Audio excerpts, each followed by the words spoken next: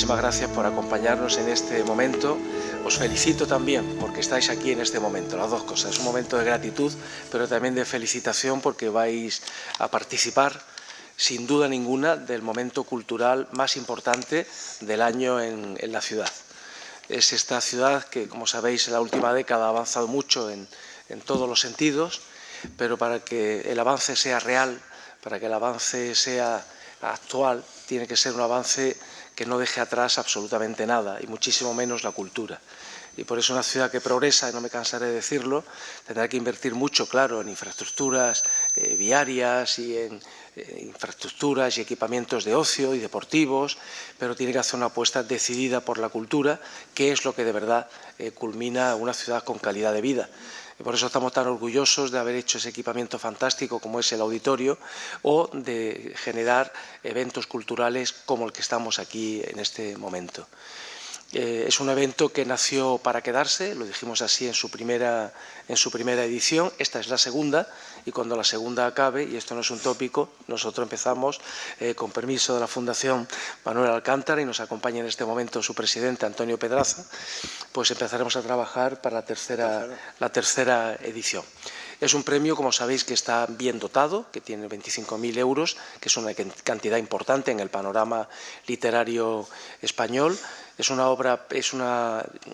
certamen para obras en lengua española, pero se le da carácter internacional. Es decir, que se han podido participar y se han presentado, de hecho, pues escritores de otros muchos países del mundo. De hecho, en la primera edición, voy a recordarlo aquí, pues lo ganó un escritor en lengua española, pero mexicano, que trabaja en una universidad en París, ¿no? En este caso, el ganador es un español de Huelva. Le tenemos aquí, Manuel Moya.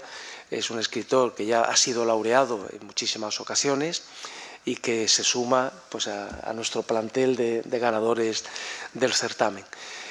Esta Estepona que está creando y que ha generado este certamen tiene otras muchas facetas en el mundo cultural. De hecho, tenemos un certamen que le llamamos Estepona Crea, y cada año pues versa sobre una modalidad artística. En este caso, en el 2022, versa sobre la lírica.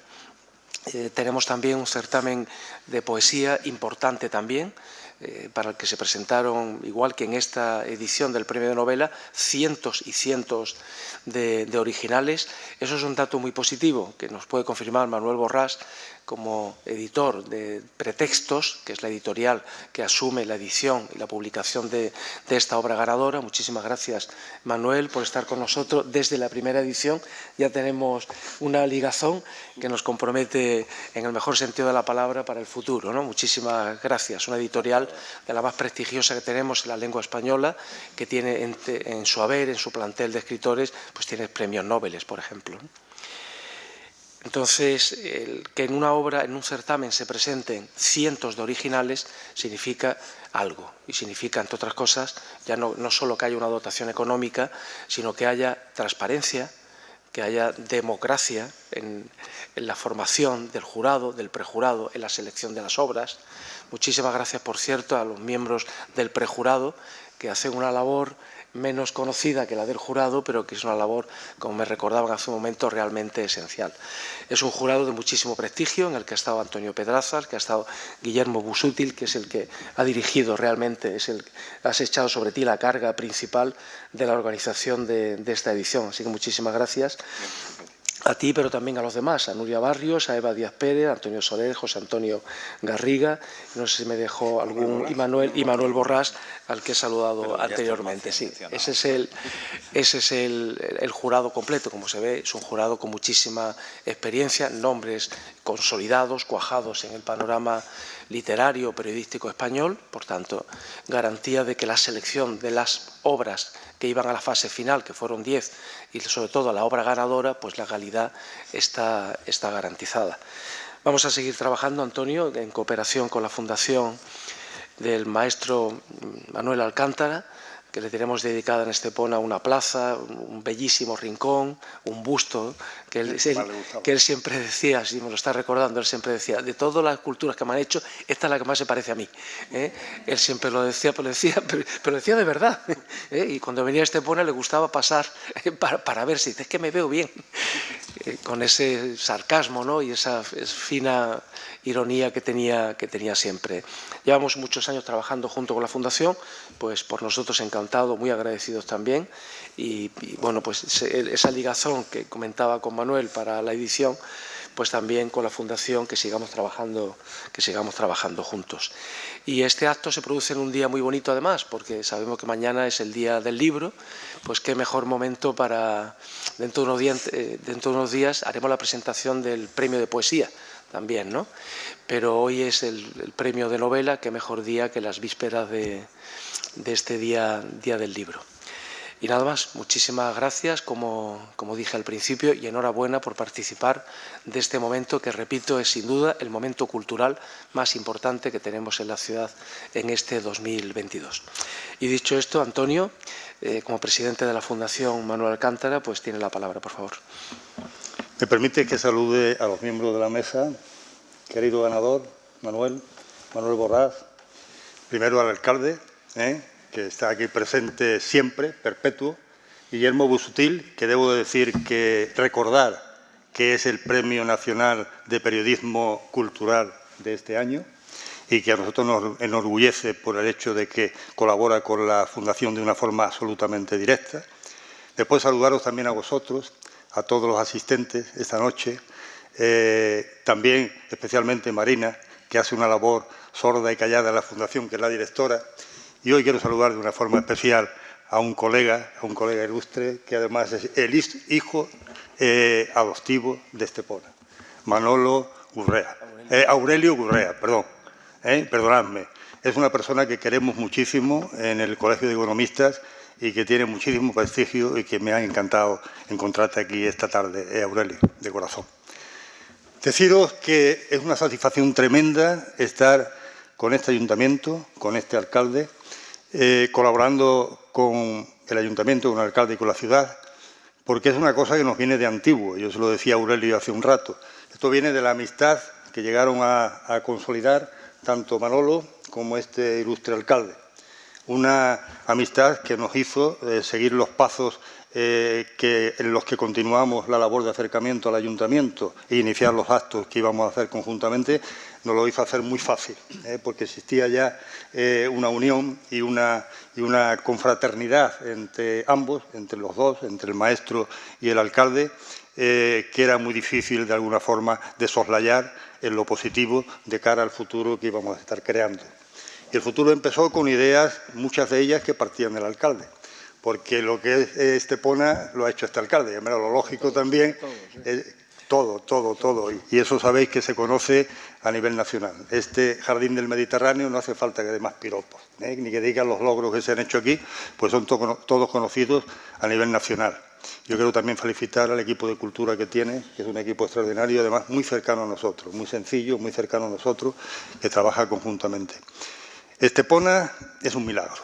Y esto, como ha dicho el alcalde, este logro, el tener un premio de esta categoría, donde cada vez se presentan más obras. Fijaos que este año han sido más de 600, eso es un auténtico milagro. Y el hecho también de que se le haya dado el premio también a un consagrado. O sea, quiere decir que es un reclamo para los consagrados presentarse al premio, porque Manolo es un hombre con una importante trayectoria en el mundo de las letras. De verdad que nos honra que esta vez el premio haya recaído en una persona con tanto tirón mediático, cultural y en el mundo de escrito. Deciros que no nos queremos parar aquí, o sea que este año es la segunda edición, una segunda edición de la que estamos muy satisfechos, que se ha trabajado muy bien por el equipo de Guillermo, se ha trabajado muy bien entre bastidores por el equipo de Marina y entonces nos encontramos muy satisfechos de llegar al día de hoy donde se va a entregar el premio. Un premio que ya tenía una amplia repercusión al anunciarse en su día. Hoy lo que estamos haciendo es entregarlo. Entonces esto es un paso más para lo que queremos seguir consiguiendo con este premio. Nosotros con el premio lo que queremos es darle nombre a la ciudad de Estepona. Si no lo tiene, darle más todavía. Yo creo que lo tiene en demasía, pero darle todavía más y sobre todo, como quiere el alcalde, en un apartado que es el más importante hoy, que es el apartado cultural. Enganchar a la gente, enganchar a los jóvenes con el tema de la poesía, con el tema de la cultura, es un logro que va muy por encima de lo material, de eso que se ve, de los edificios grandes, de los parques, de los jardines, todavía es más fuerte, entra mucho más en la gente y sobre todo si entra en los jóvenes. Entonces yo ahí quiero felicitarte, alcalde, porque es una labor sensacional, una labor que no se está prodigando en otros ayuntamientos, o sea que ese es otro diferencial que tenéis. El hecho de esa biblioteca que está pensada, encarada, lo he dicho, lo hice el año pasado, pero es que me recuerda algo así como lo que pasó en Alejandría. Es una biblioteca encarada al Mediterráneo, que la va a hacer Salvador, y que va a ser, la está haciendo ya, y que va a ser un espejo transparente con el azul del Mediterráneo encarada a Gibraltar y ese mar eterno que es el mar de los dioses, de las gracias, de Picasso. De verdad que emociona saberlo, emociona saberlo y decirlo. Yo lo digo de corazón, hablo absolutamente de corazón. El estar en este ayuntamiento, acercarme a vosotros, yo me llevo energía positiva siempre. Y entonces eso es muy importante. Enhorabuena, alcalde, enhorabuena a su equipo, enhorabuena a todos por la labor que estáis haciendo y vuelvo a repetir, por este paso más que es el tema cultural. El tema cultural cala mucho en la gente y debe calar mucho en los jóvenes. Esa es una asignatura pendiente que tenemos. Pero aquí se están iniciando los pasos, se está creando el germen de algo muy gordo y algo muy importante. Estepona es un diferencial a nivel nacional en todos los sentidos, también en este. Gracias, alcalde.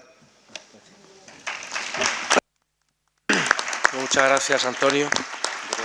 Muchas gracias. Sé que son de corazón esas palabras tan cariñosas que diriges a la ciudad y que me diriges a mí. Y ahora te pediría, Guillermo, como director del premio, que tomes la palabra y nos cuentes, ¿no?, cómo ha sido la evolución y todas las vicisitudes que consideres, ¿no? Enhorabuena, por cierto, por el premio que Antonio nos ha comunicado.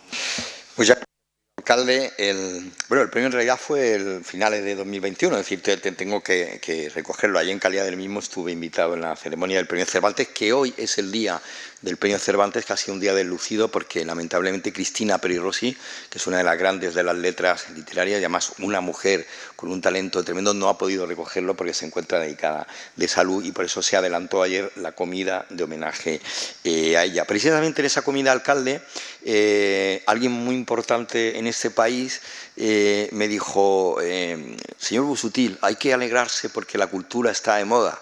Y yo le dije, no sé qué, la palabra protocolaria.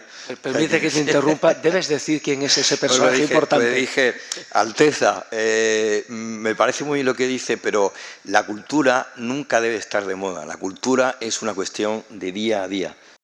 Tiene que haber cultura. Cuando hablamos de que la cultura está de moda, la moda, como todas las modas, usted sabe que es efímera. Una moda cambia para que llegue otra moda. Y me dijo, lleva usted mucha razón. Ahora entiendo lo del Premio Nacional. Y nos reímos ahí en un pequeño comité.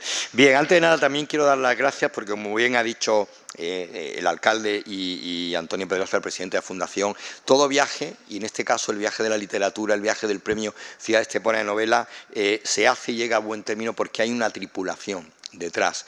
Y en una tripulación está pues siempre el armador del barco, o los armadores del barco, que en este caso serían José María y Antonio. Luego está una capitana del barco, que es la que traza el rumbo y es la que realmente mantiene el orden en el barco, que es Marina, que está ahí, parece que no está. Luego está el ogro del barco, que es el contramaestre, ¿no?, ese que sale siempre en las películas, es que el que pone firme a la marinería, que es el papel un poco que me toca hacer a mí, poner en firme a ese prejurado excelente que hemos tenido y luego trabajar con esa tripulación de tipos malvados y malvadas que ha sido el jurado, que ha sido maravilloso.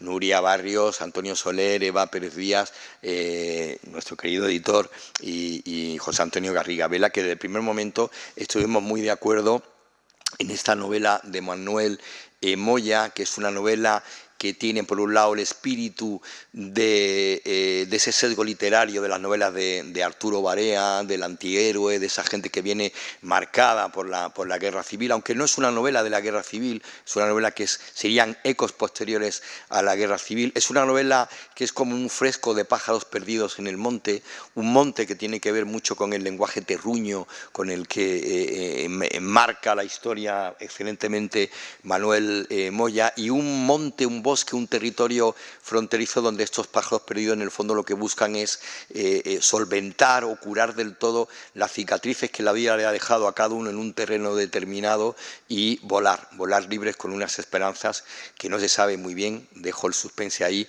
si les van a llevar fuera del cielo, ¿no?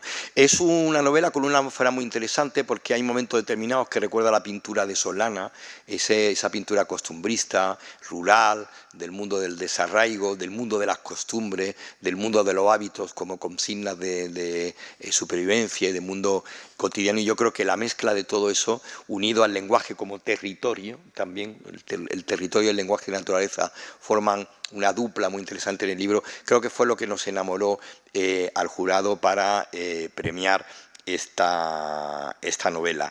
Y antes de terminar quiero decir dos cosas, porque luego Juan Márquez, que es un prestigioso poeta y autor de libros como 10.000 y 100 más, o El hombre que susurraba las bibliotecas, es el director de la web literaria Los Libros Recomienda, conversará a fondo con el ganador, con Manuel Moya, y entre los dos desmembrarán mucho mejor la novela. Quería decir dos cosas muy importantes. Una, al alcalde. Alcalde, usted me va a permitir, en mi calidad ya me conoce, sabe que soy un hombre rebelde, y como ayer en el Palacio Real me salté el protocolo, no llevaba la chaqueta bolosqueada en el botón de arriba, no hice referencia, sino que saludé a los reyes cara a cara y con un apretón educado, firme y amable, pues le voy a decir con esa misma cordialidad, que yo creo que el premio Ciastepana de novela debería de ser anual y no vino anual, alcalde, porque cuando, al igual que usted como alcalde construye día a día, año a año, el vuelo, el desarrollo, el progreso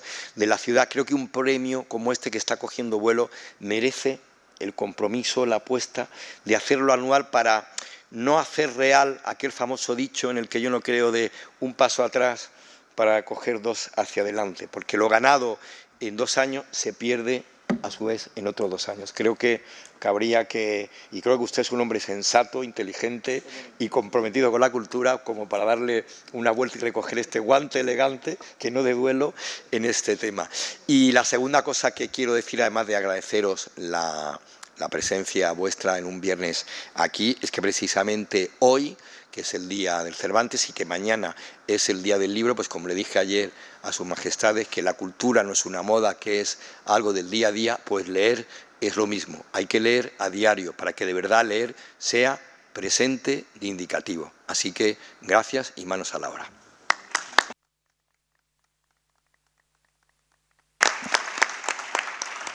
Muy bien. Pues guante recogido, querido Guillermo. Naturalmente lo reflexionaremos con la mejor positividad posible. Desde luego la idea receptiva ya sí que soy a ella, ¿no? No ha sido anual, sino bianual por no dar mucho trabajo, eso que conste, ¿eh? Ese era el motivo, pero bueno, veo que se hace con gusto, pues con gusto lo vamos a ver.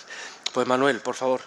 Manuel Borrás, que como sabéis es el editor de Pretextos, que es la editora que se va a encargar que ya se ha encargado de la edición, publicación y difusión de la novela. Muchas gracias, alcalde.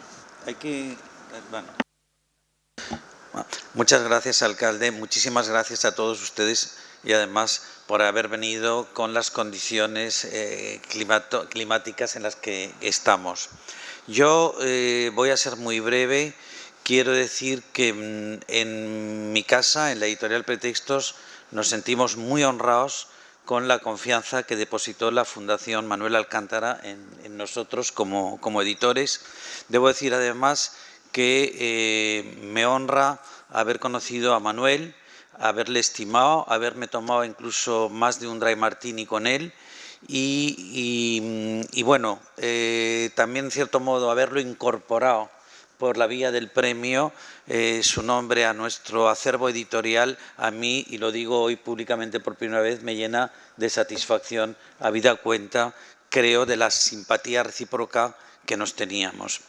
Eso por un lado. Después también agradecer indiscutiblemente al Ayuntamiento de Estepona el haber apoyado esta iniciativa. Yo recuerdo la primera vez que tuve una reunión con el señor alcalde, que cuando salí bueno, porque esa reunión además era para inventarnos otro premio, que se fallará la semana que viene, que es el premio Estepona de poesía. Y debo decir que la persona que me acompañaba, yo cuando recién salí del despacho del señor alcalde, dije, yo creo que con este señor podemos hacer cosas y podemos hacer cosas verdaderamente interesantes. Y sobre todo interesantes para la cultura, ya no para las partes comprometidas en esto, sino para la cultura. Y bueno, vemos que se va consolidando la cosa. Esta es la segunda edición del premio. Yo creo que en su primera edición, aunque tuvimos malhadadamente la poca fortuna de coincidir con todo el proceso de la pandemia, y eso vino a interrumpir muchísimo la difusión, la justa difusión del libro, creo que en su primera edición también se premió, se distinguió a un buen libro y a un buen autor de nuestra lengua. Además, este es un premio, como ha indicado el alcalde y Antonio, es un premio internacional, es un premio que está abierto a esa comunidad de 500 millones de hispanoparlantes, bueno, más que de 500 millones de hispanoparlantes, y creo que buena prueba de ello es la cantidad de gente que ha concurrido al mismo desde la América Latina o incluso desde Europa, gente que ha escrito en español y que está instalado en distintos países europeos. Yo creo que esto, y sobre todo como corresponde, porque esto no es ninguna virtud, la limpieza no solo en el escrutinio, sino en el fallo final de todo premio, es lo que hace fiable a los premios. Y aparte, una cosa más también, si se premia un libro bueno, quiere decir que todos estamos, en cierto modo, todo nuestro esfuerzo está justificado. Y yo creo que este es el caso.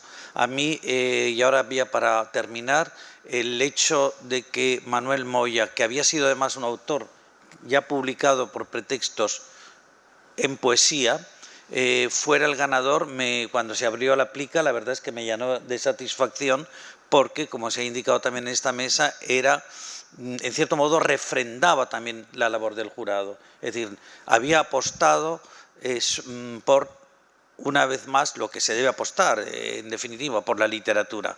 Bueno, pues nada más que volver a dar las gracias tanto a la Fundación Manuel Alcántara como al Ayuntamiento de Estepona, que yo creo que le distingue, además, en su defensa de la cultura, y a todos ustedes por su presencia, y ojalá, y hago desde aquí votos para que este premio perdure en el tiempo y más allá incluso de los que estamos en esta mesa. Ojalá.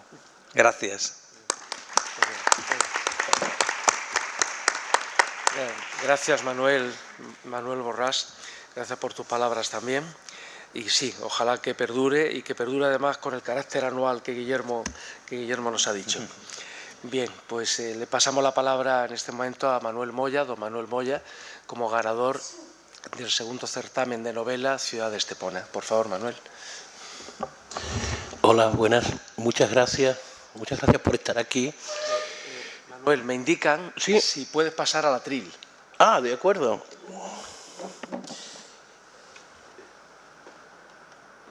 ¿Ahora? Bien. Bueno, la verdad es que estoy un poco abrumado por todo.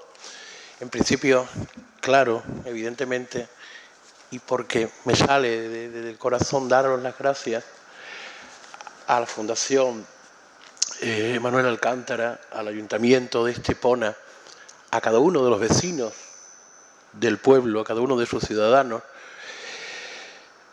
a los miembros del jurado que de alguna manera se han decidido por esta obra, cuando había otras que seguramente tendrían más relevancia, más interés. Por supuesto al editor, a Manuel Borràs, y a Pretextos, esa gran editorial española que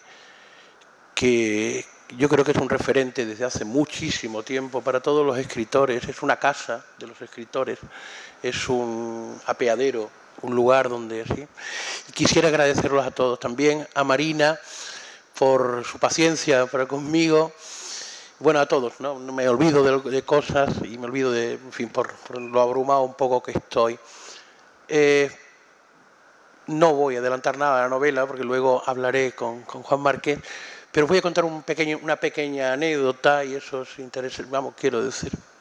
Yo vengo de una familia agraria, mis padres eran trabajadores del campo, gente que araba la tierra, que trillaba en la mies, que aventaba el trigo, que iba al campo a sacar patatas, etc. Mi madre era una mujer, como todas esas madres, como todas nuestras abuelas, gente forzada, que siempre se quiso que nosotros tuviésemos algo más, que sus hijos fueran algo más que simples trabajadores, pero no por nada, sino por el trabajo que tenía el campo. Esta novela, mucho de ellos, y es un homenaje a ellos. Yo no lo sabía cuando lo escribía, pero cuando terminé de escribirla, cuando descansé de su escritura, de alguna manera me di cuenta que esa obra era realmente el homenaje de un hijo al padre que ya no puede ver más, ¿no? A la madre que también se fue. Os contaré la anécdota es la siguiente. Cuando tenía unos 10 años, nosotros no íbamos, claro, de vacaciones a ninguna parte, yo no conocía el mar, no había salido nunca de la provincia de Huelva. Cuando tenía 8 o 10 años, un día mi padre nos montó en una mula, a mi hermano y a mí, y nos llevó a lo alto de la montaña, a lo alto de la sierra, el lugar más alto, digamos, de la provincia de Huelva, que es llamamos nosotros la Sierra del Castaño. Bueno, pues allí con nuestras mulas subimos, atravesamos un bosque de castaños, otro de robles, terminamos en lo alto de una planicie y ahí mi padre, con mucho orgullo, bueno, también con mucha modestia, nos enseñó aquello y nos dijo, aquella línea plateada que veis es el mar. Nosotros no vimos línea plateada ni nada, pero aquello era el mar.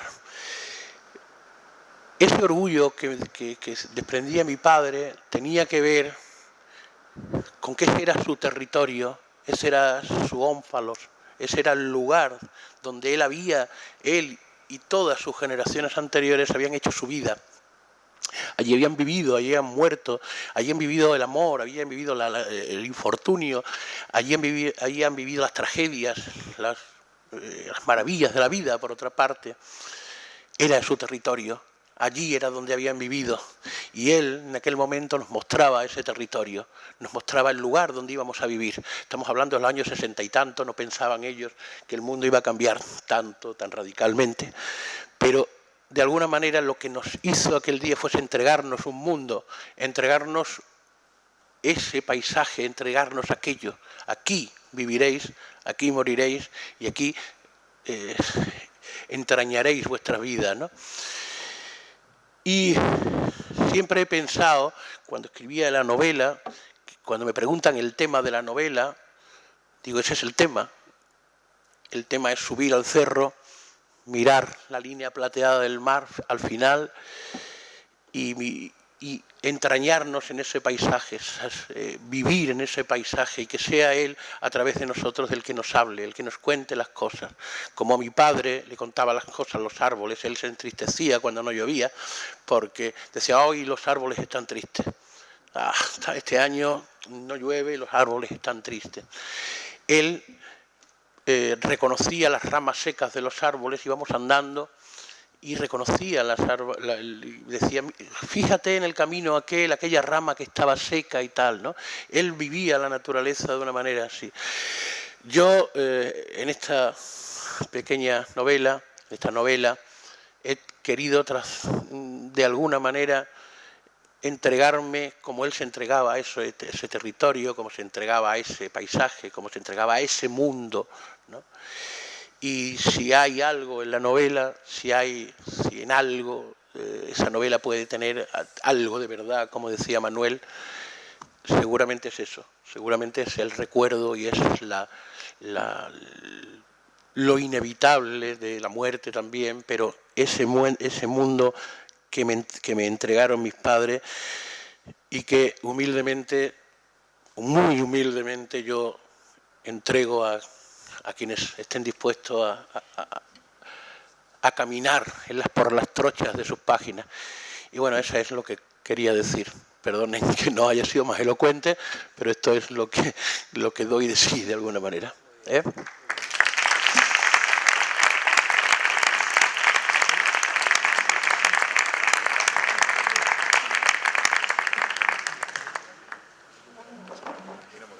Sí.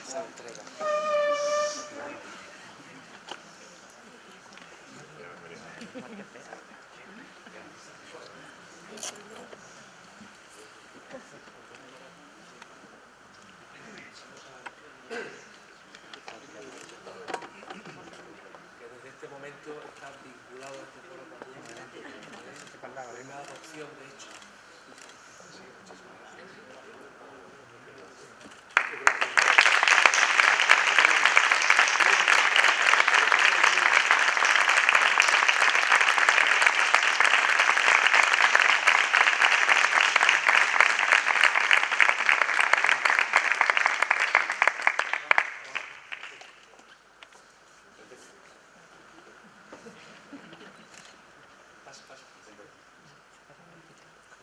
Esta es la foto que vale,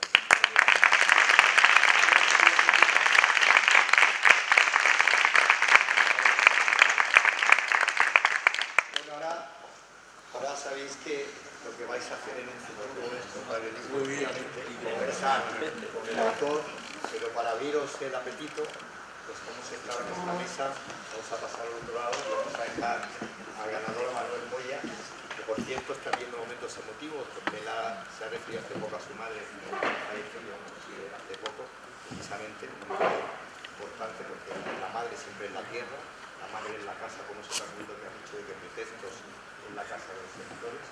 Y vamos a dejar a este estupendo poeta,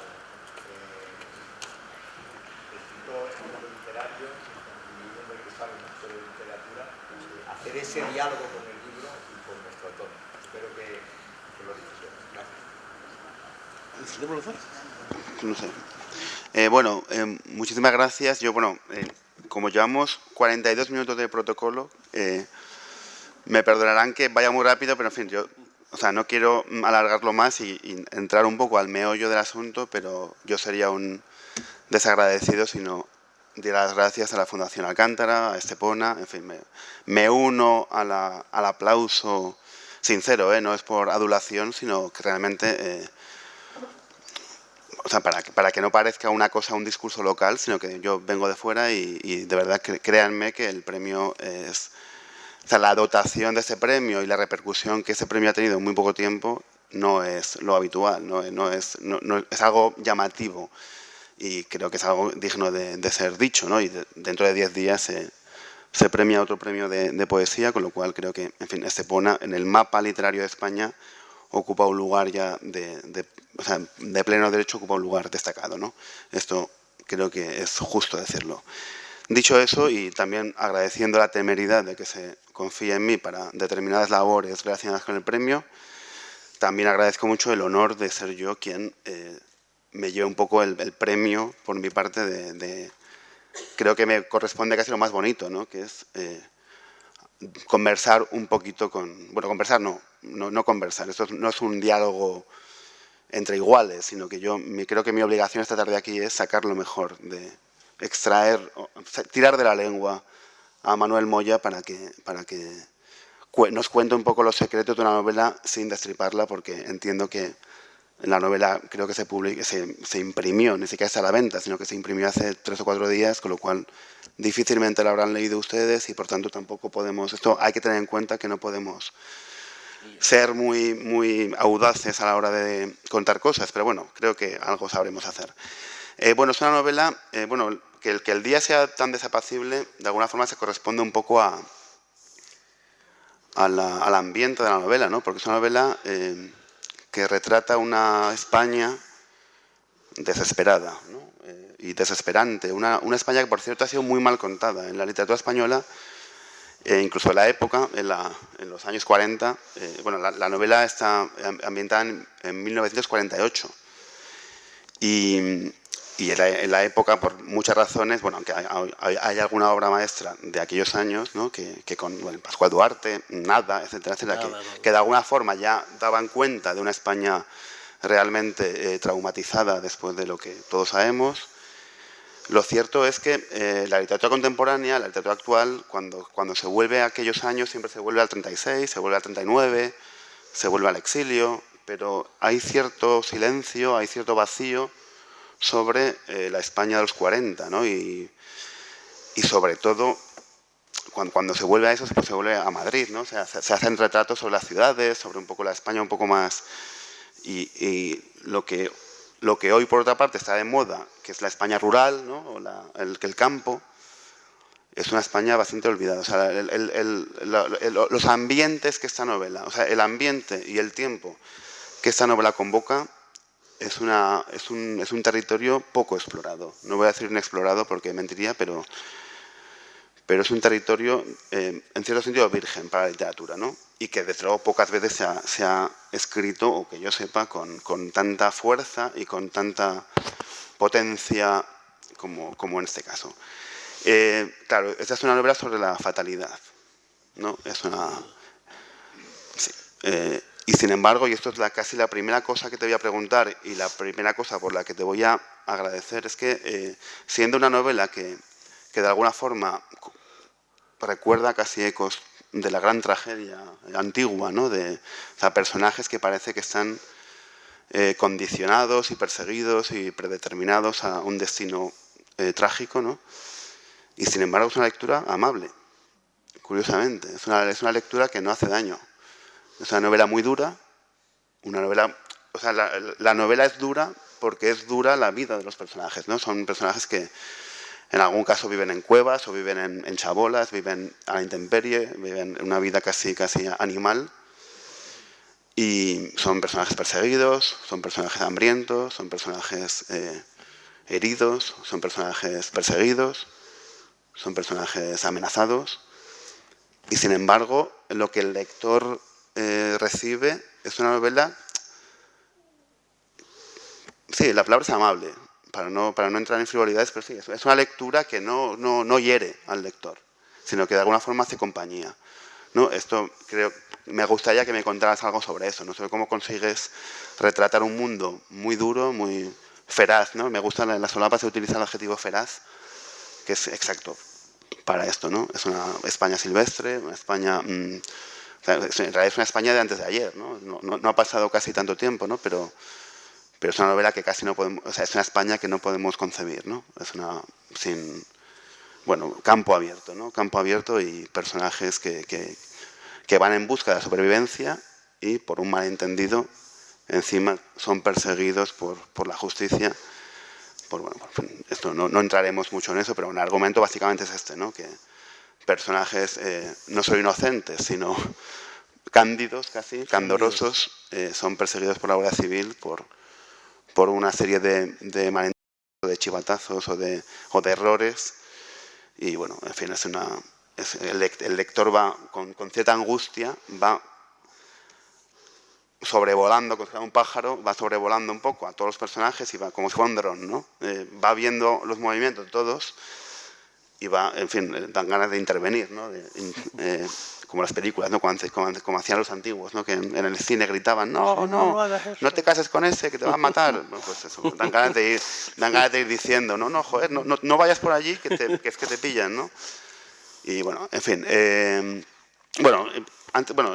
muy emocionante lo que ha dicho Manuel en el atril, pero claro, yo no estoy seguro de que dé cuenta de la novela, en el sentido de que lo que has dicho de la familia y todo eso, no es exactamente lo que encontramos aquí, ¿no? Sino que esto es pura ficción, por supuesto, Sí, aquí no hay pura nada... ficción, no hay nada real, ¿no? No hay nada autobiográfico, Nada, esto, vamos, nada, ni nada. por casualidad hay nada, ni siquiera evocador, ¿no? No. Entonces, bueno, digamos, te preguntaría, digamos, el germen de la novela, ¿de dónde sale la novela, el argumento? O sea, me refiero de, ¿por qué tenías que escribir esa novela? ¿Qué falta hacía? Bueno, realmente me es difícil explicar eso, ¿no? Yo siempre me planteo retos a la hora de escribir novelas, a la hora de escribir un poema o algo así, me planteo retos iniciales, retos de inicio, ¿no? Y en este caso, a mí me gustan mucho las novelas, incluso las narraciones fílmicas, en el que el protagonista es el camino, ¿no? Esas novelas en las que alguien se echa a andar y me van ocurriendo cosas por ese camino, ¿no? Y entonces ese es el germen, es decir, voy a empezar algo que tenga algo que ver con esto. Lo había intentado en alguna ocasión, pero bueno, como bien sabéis, no siempre se llega a buen puerto, las cosas que uno se va proponiendo. En este caso, pensé en hacer un relato, en principio, sobre el vuelo de un buitre que atraviesa una comarca, que atraviesa un territorio, que así comienza la novela, de hecho, no es ningún spoiler, y quería que ese vuelo, esa vida que transcurre, ese viaje que transcurre desde Levante a Poniente, desde un pueblo que no existe, o sea, un pueblo inventado, hacia la frontera portuguesa como un límite, con un límite mental, por otra parte, me interesaba eso. Entonces, recordé que el maquis, la resistencia de los años 40 y todo eso, uno de los lugares importantes, bueno, es desde luego las sierras de Málaga, pero más desconocida es la sierra de Huelva. Allí la gente se fue un poco al monte y todo eso.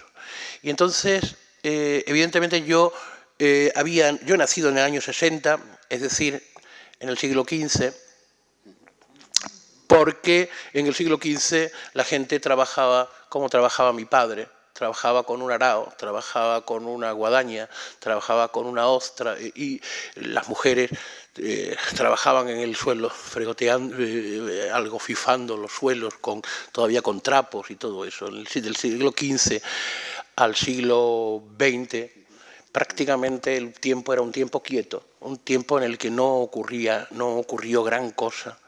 No, bueno, habrían ocurrido muchísimas cosas, pero las condiciones de vida de la gente eran prácticamente las mismas, ¿no?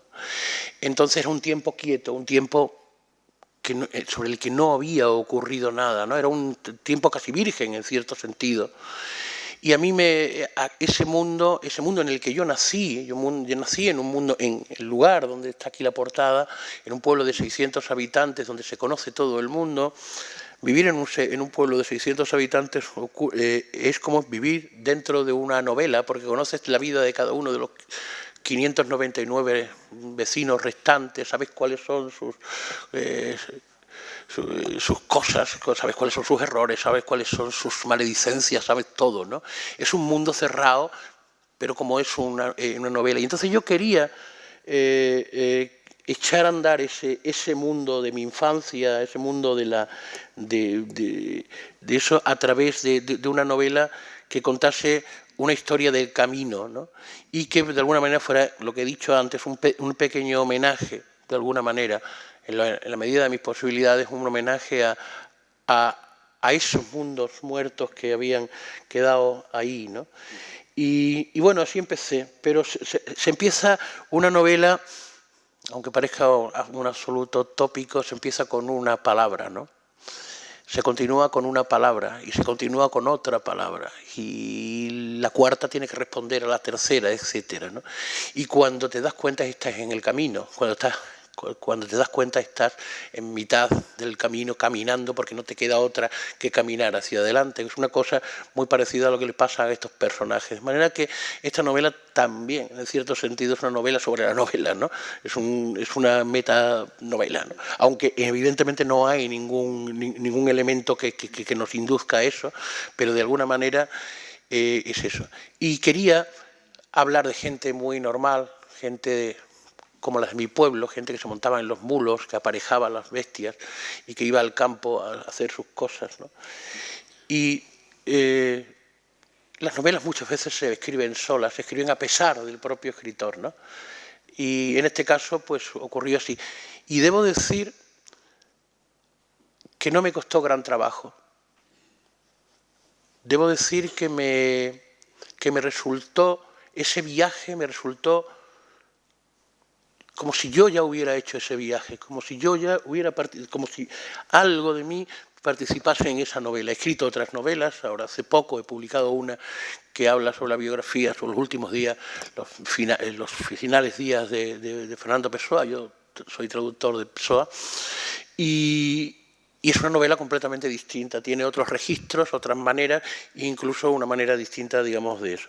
Pero ya digo que a mí las novelas, curioso, porque cuando terminas de escribirla, al cabo, cuando la estás escribiendo estás tan sumido en ella que a veces no sabes, te encuentras en ellas metidas. Bueno, nos ocurre en la vida, ¿no? Cuando estamos en una situación estamos tan en ella que no podemos pensar sobre las cosas. Y bueno, esta ha sido un poco la génesis de la novela, ¿no? Bueno, igual es una pregunta que debería dejarme para un poco más tarde, pero es que es fundamental, creo, para... o sea, a ver cómo lo explico. O sea, buena parte de las cosas que suceden en esta novela suceden en el lenguaje, ¿no? Sí. O sea, no a través del lenguaje, que sería obvio, sino en el lenguaje. El lenguaje, el idioma que tú reproduces aquí, no solo del narrador, sino sobre todo de los personajes, ¿no? Bueno, tanto es así que hay un glosario, ¿no? Sí. Al final hay 4 páginas de glosario de términos o lexicografía quizás difícil para el lector de hoy. Y ese lenguaje de alguna forma también actúa. O sea, el lenguaje tiene su propio peso. Es importante. El idiolecto de cada personaje es algo que pesa. Sí. Bueno, para mí es muy importante eso, ¿no? Yo concibo siempre concibo siempre las novelas partiendo del lenguaje. Esa es la primera consideración que me hago. ¿Cómo voy a hacerlo? ¿Quién va a ser la voz? ¿Desde qué punto de vista?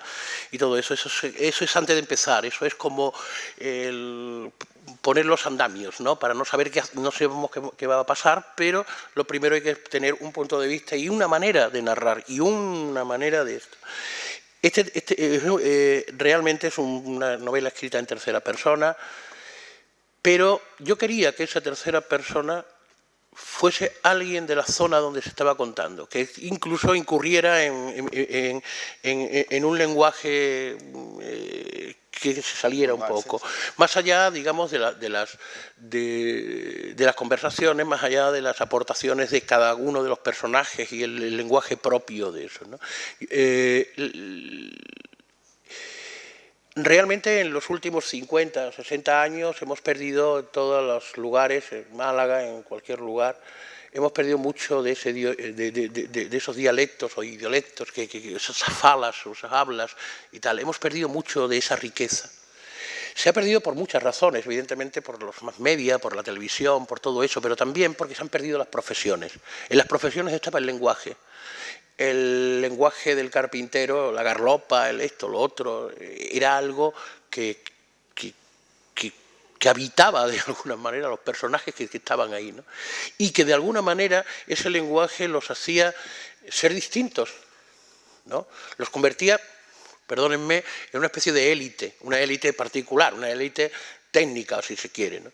Entonces, en la zona donde yo vivía, o donde yo vivo, es una zona que está a trasmano de todos los caminos, es una zona que estamos muy cerca de Portugal, pero estamos al este, o al oeste, mejor dicho, de Sevilla, con unas carreteras absolutamente terribles, muy malas, y allí había que ir. ¿no? Era un lugar, no era de paso, era un lugar al que había que ir si tenías que ir para algo, te tenías que ir para morir, para comprar algo, para cambiar tu vida, lo que fuera. Era un lugar donde, por otra parte, recibimos una impronta muy grande de la cultura leonesa. El leonés es un dialecto, un medio lengua, que se fue perdiendo. De manera que un reducto como la Sierra de Huelva todavía, mi padre, y todavía yo puedo hablar en cierto leonés, con ciertas estructuras del leonés. Tal es así que en una ocasión fui a un pueblo de Salamanca, de la Sierra de Francia, iba andando por un camino, me encontré con un agricultor y iba con Pilar. Y recuerdo que nos pusimos a hablar tranquilamente y empezamos a hablar en términos de agrícolas, del trabajo que estaba haciendo concreto.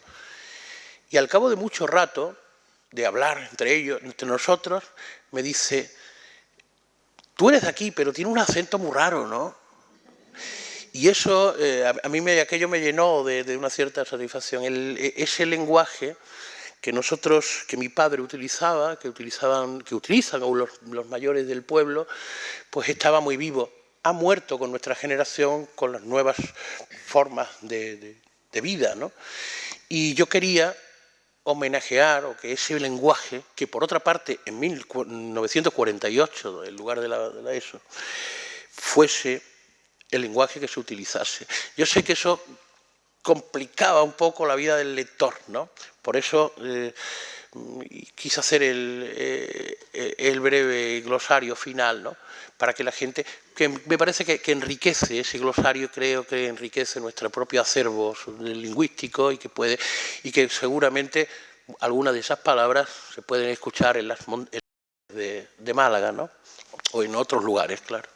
Pero era importante que la gente hablase con su lengua, sabiendo que eso tenía dificultades a la hora de la lectura, no son grandes dificultades en absoluto, ninguna, pero le daba una impronta vívida, una referencia de primer orden, ¿no? Sí, también, o sea, no sé si la palabra adecuada es bonito, pero bueno, digamos, lo bonito también es que el lenguaje une a los personajes, ¿no? Hay personajes que están enfrentados por otros motivos, excepto un guardia civil que viene de fuera y que habla, digamos, con el idioma canónico, académico, estandarizado Bueno, también hay que decir que los personajes, o sea, no son los que hablen como hablan, sino que Manuel Moya los transcribe el habla, o sea, que realmente el texto recoge un poco las peculiaridades de cada uno, ¿no? Y hay, o sea, el habla popular o el habla incluso vulgar, si me quieren entender, está recogida, ¿no?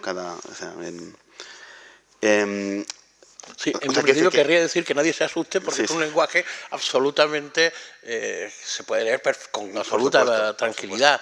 De hecho, publiqué una novela que se llama La Tierra Negra, en el que también hay algunos términos, y en México, por ejemplo, pues lo leyeron con absoluta transparencia, ¿no? Lo que quería decir es que, o sea, no sé hasta qué punto es deliberado, ¿no? Pero la novela, que no es nada maniquea, o sea, los personajes más, digamos, más indefensos, no todos son nobles, y los personajes más agresivos no todos son unos malnacidos, ¿no? O sea, y de alguna forma el lenguaje, no sé si te das cuenta, pero leyéndolo, el lenguaje, curiosamente, el hecho de que todos hablen parecido, hace que de alguna forma se insinúe o se sugiera cierta hermandad, ¿no? Hay una cierta fraternidad lingüística. O sea, que es bonito, de alguna forma, aunque insisto que la palabra probablemente no es la adecuada, pero es un poco reconfortante ver que de alguna forma el lenguaje de alguna forma unía a personajes muy opuestos. O sea, de alguna forma se refuerza la idea de que todos son lo mismo, ¿no? De que claro, de alguna forma todos están cumpliendo un papel, insisto una vez más, casi como de la mitología, ¿no? Aquí cada uno ocupa un papel del perseguidor, el perseguido, el chivato, la justicia, el violento, la mujer. O sea, hay algo de arquetípico, ¿no? O prototípico. No sé hasta qué punto es consciente.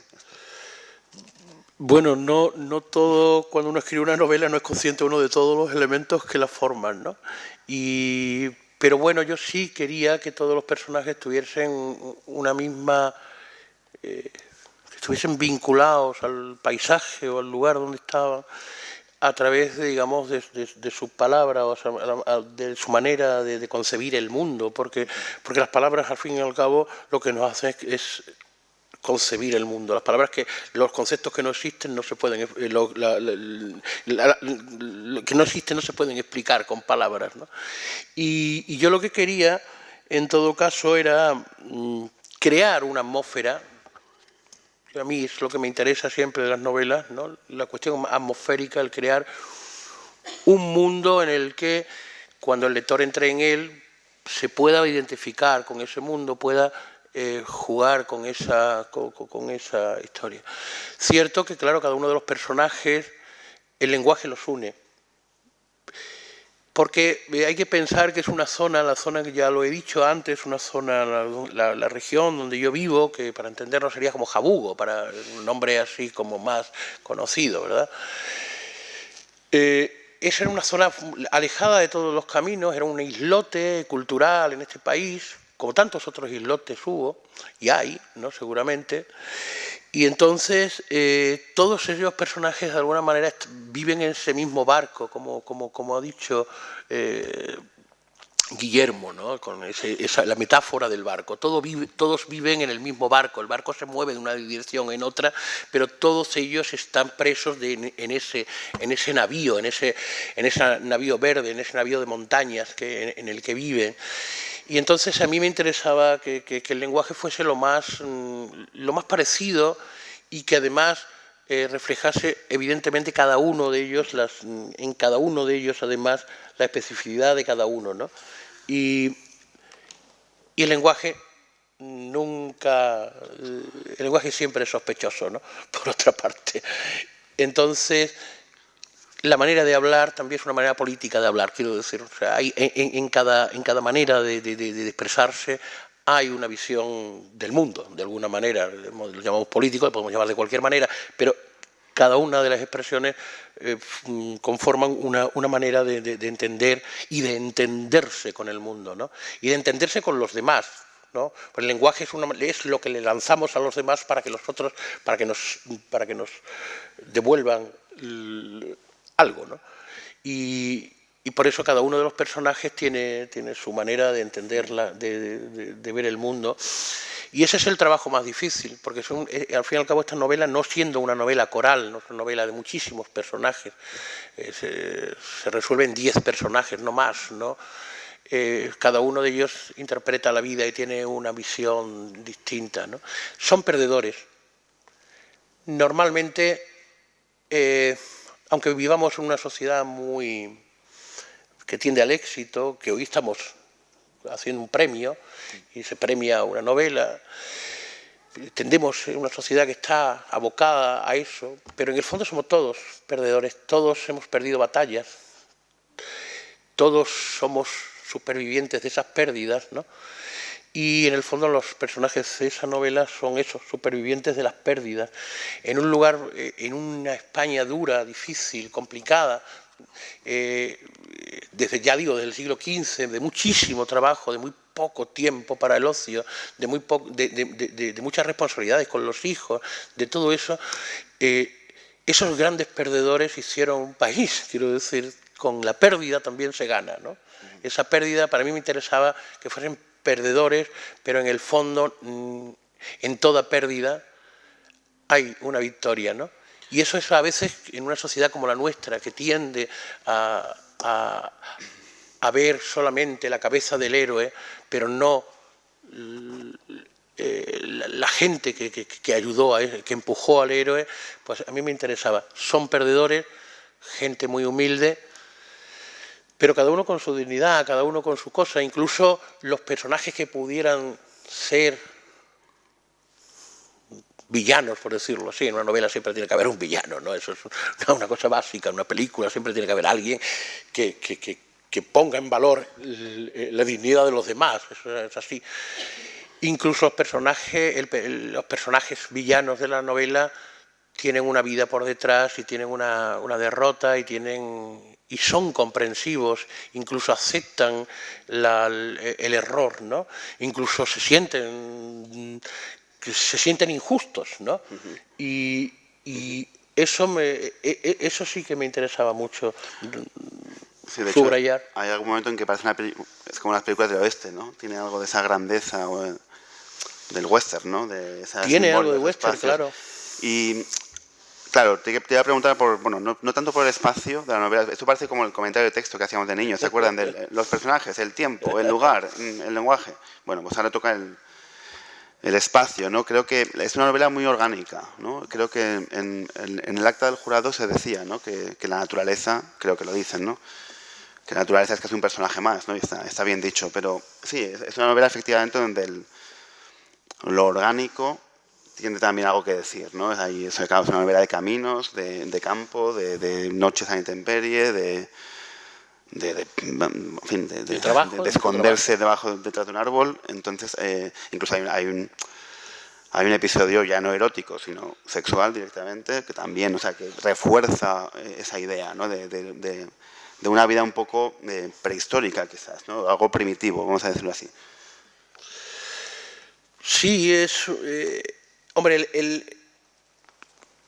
yo creo que el anclaje de la novela, bueno, eso ocurre con todas mis novelas, es siempre encontrar el elemento unificador de todo, ¿no? O sea, primero encontrar cómo voy a contarla, pero luego buscar ese elemento que va a eso. Y en este caso era la naturaleza.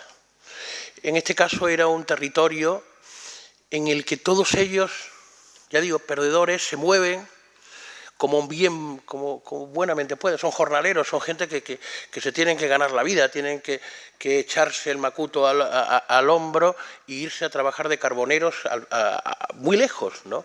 Y ellos van con toda su ilusión, no tienen otra cosa. Entonces son gente muy apegada a la tierra, porque viven de la tierra, literalmente. Son gente que conocen el sonido de los pájaros. Yo creo que si hay una definición que me gusta del libro es que es un libro de pájaros. Aparecen como 300, 400 pájaros, quiero decir. No es una guía de aves, pero sí que es el sonido de los pájaros, el acompañamiento de los pájaros. De alguna manera, esa naturaleza que es feraz, pero no es feroz. Una novela, una naturaleza que acompaña a los personajes, que incluso arropa a los personajes, ¿no? Y es un personaje, y la naturaleza, yo quise convertirla en el personaje principal, que no habla nunca, que no está nunca, pero que todos viven dentro de ese marco, ¿no? Y el marco en esta novela es muy importante. He escrito otras novelas donde el marco es bastante menos importante. En este caso sí que lo es. Bueno, te iba a preguntar por algo que espero, bueno, en realidad te voy a responder yo, o sea, sobre la documentación, ¿no? No sé, también, claro, esa novela también la solapa, os ha dicho antes, ¿no? Como, o sea, no es una novela sobre la guerra civil, evidentemente, ni siquiera sobre, bueno, sí, sobre las consecuencias, digamos, las réplicas, ¿no? Del terremoto, sí que claro que algo tiene eso, pero al hablar o sea, no me gustaría, y esto ya sé que igual estoy haciendo un flaco favor a la editorial, pero no me gustaría que se promocionase esta novela como del maquis, o ni siquiera por exclusión, porque es que no es esto, porque aunque algo de eso hay en cuanto a ausencia, ¿no? Hay un malentendido sobre eso, y en fin, de alguna forma sobrevuela ese contexto de la gente, los bandoleros, o de gente que se echaba al monte, y los topos y tal. Pero no, o sea, que no has tenido que documentarte mucho, porque realmente es una novela de pura imaginación y o sea, que no se puede rastrear esto. Absolutamente. Mientras hablaba, recordaba una novela de Carlo Levi. Cristo se formó a Éboli, Cristo se paró en Éboli, en el que él cuenta la historia de un exilado, de alguna manera, que lo mandan a un pueblo perdido cerca de Matera, un médico, Y entonces llega a una población donde no hay nada, donde todo no hay nada, ¿no? Entonces esa novela se puede ver desde un plano político, es cierto, pero es una novela sobre la exclusión, sobre el silencio, sobre esos paisajes o esos pueblos perdidos de la mano de Dios y que viven, digamos, en otro tiempo, ¿no? Y un poco, ahora cuando hablabas, recordaba esa novela que leí con muchísimo interés, he releído mucho, y fíjate, puede ser una especie como de réplica o de esa novela, de esa España que es la España de nuestros abuelos, ¿no? O la España de nuestros padres, ¿no? Esa España de la que vinieron tanta gente. Son territorios que estuvieron al margen de la política, al margen de todos. Lo sufrieron todo. Contaba Levi que el Estado solo llegaba a esos pueblos para reclutar a muchachos. Cuando alguien se iba a morir, llegaba un médico y se lo llevaba a la ciudad, a la capital, a Matera. Y claro, de alguna manera son gente que viven, que son los verdaderos...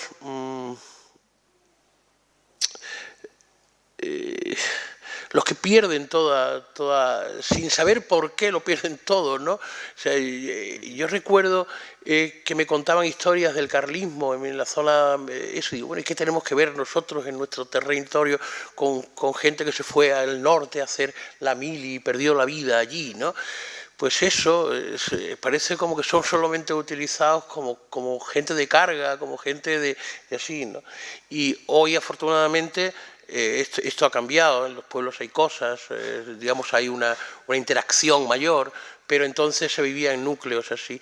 Y yo quería contar eso, quería contar la dejadez, el silencio, de alguna manera también un poco lo que cuenta Rulfo con su guerra de los cristeros y todo eso. Las víctimas son los pobres que no tienen nada que ver con la historia y que se encuentran atrapados en ese barco y empiezan las olas por aquí y los chicos se tienen que ir a hacer la mili y a morir en no sé dónde y los otros tienen... Y ellos viven en otro mundo, en un mundo que no le da ninguna ventaja, pero sí le da esos trabajos, por decirlo así, ¿no?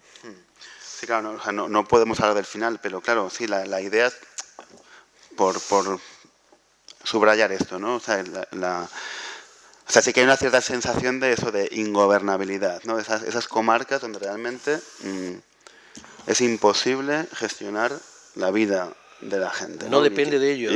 O sea, igual que no podemos, no sé, ordenar a los conejos que hay por allí, pues tampoco se puede gobernar a los ciudadanos y a los trabajadores y tal. No había gran diferencia entre los conejos, entre los pájaros y los propios habitantes, porque vivían todos en ese islote extraño. Sí, sí, o sea, esa sensación está muy bien recogida, ¿no? La sensación de, bueno, no de dejadez, sino realmente de imposibilidad, ¿no? De que no hay medios, ni personas, ni voluntad, probablemente, de llegar a gestionar todo eso, ¿no? De hecho, supongo que el título de la novela algo de eso quiere decir, o buitrera, ¿no? Que es una palabra, cuando a mí me llegó, claro, lo primero que recibes de un libro siempre es el título, ¿no? Y ya, de alguna forma, curiosamente, cuando ya leí la novela, joder, de alguna forma el título me había dado, o sea, la sensación que da el título es lo que el libro da, ¿no? El libro, además, corresponde a esa sensación un poco ambigua e imprecisa, pero a la vez muy eficaz, ¿no? Del título. Bueno, buitrera no era el título el que yo pensé para esa novela. Yo pensé en un título que debería funcionar así como resurrección, pero claro, Tolstoy ya lo había escrito, ¿no? Estas cosas que ocurren, los imponderables de la escritura, ¿no? Luego pensé en redención, porque hay uno de los personajes, con esto no hacemos ningún spoiler, es un pajarero, es un chico que pone trampas en los ríos que va a cazar pájaros, comete un error y quiere subsanar ese error. Es un don nadie, es un tipo que va en bicicleta por los sitios, que es un tipo que tampoco tiene una cabeza extraordinaria, es alguien muy tembloroso en la vida, ¿no? Y a mí me parece que es el personaje central, es el río que lleva a los demás. Él provoca toda la situación, pero por otra parte provoca una situación y quiere remediarla, ¿no? Entonces por eso quería que el título fuera ese, Redención, porque de alguna manera la novela se basa en esa historia, en ese personaje que créanme, Juan, cuando uno empieza a escribir una novela, o al menos a mí me ocurre, hasta que no encuentro ese personaje que voltea todo, ¿no? Que me voltea a mí, ¿no? Que me pone en entredicho lo que estoy haciendo incluso, pues hasta ese momento, y siempre aguardo ese momento, siempre aguardo ese personaje díscolo, ese tipo que se me va a revelar, que me va a decir, perdónenme ustedes la expresión, por mis santos, ¿no? Pues ahí es cuando comienza realmente la novela, ¿no? Y es un personaje, un perdedor, un chico que ha nacido perdiendo porque se ha quemado la mano, y es un hombre que no ha podido hacer la guerra. Tenía edad para hacer la guerra, pero no la ha podido hacer. ¿Por qué? Porque tiene una mano quemada. Entonces es sospechoso para todo el mundo. La madre que ha perdido a su hijo ve a este tipo, que además es un bandarra, y dice, joder, este tío vive y mi hijo ha muerto, etcétera, etcétera. Es un personaje que es yo creo que es el núcleo central, es el núcleo, es digamos, la autopista central de la novela, es ese personaje, y me interesaba eso, un personaje muy humilde, hijo de talabartero, un chico que no vale para eso, en una sociedad como aquella en la que todo es trabajar en el campo, trabajar sobre lo físico, alguien que físicamente no está bien y que además aporta la rémora de no haber combatido, no haber estado fuera de eso. Que está muy apaleado por todo muy tipo apaleado de... por todo. Y él intenta cambiar su vida, él intenta hacer que ese error que ha tenido le sirva como acicate para salvarse, ¿no? ¿Cómo salvarse? Bueno, de la manera que nos salvamos todos, creyendo que lo que hicimos era lo correcto, ¿no? Me parece un final estupendo porque tú has hecho lo correcto al presentar esta novela al premio y nada, me avisan de que hay que acabar y bueno, más que una presentación, esto ha sido una celebración de una novela que de verdad, créanme, que es importante, es una novela muy bien resuelta, con mucha fuerza y estupendamente escrita, y creo que cerramos y bueno, en fin, no sé si, creo que no tengo que dar la palabra, no sé si alguien quiere protestar o intervenir, ¿no? Pues nada, gracias.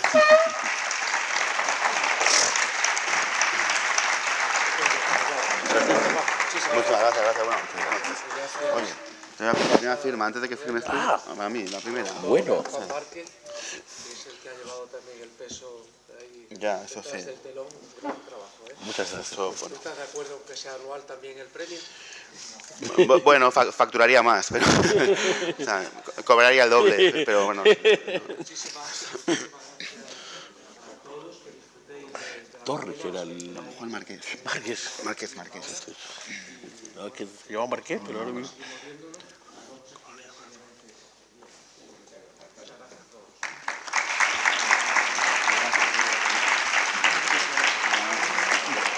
Muchas gracias.